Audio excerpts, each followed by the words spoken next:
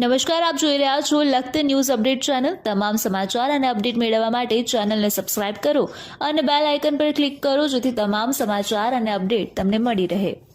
Lakhtar કેસરિયા road ઉપર આવેલ Bharatsinhji રાણાના જીનમાં CCI દ્વારા ટેકાના ભાવે ખરીદી કરવામાં આવશે।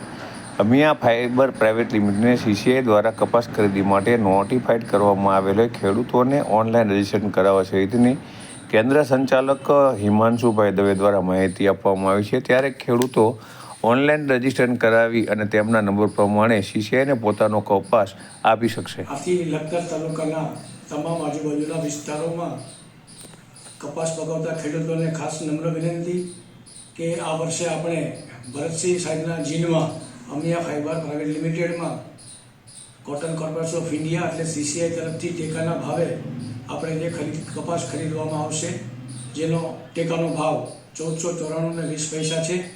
કપાસ સૂકો અને હવાનું પ્રમાણ 8 થી 10% હોવું જોઈએ અને લેન્થ આપણી 28ની આવી જોઈએ।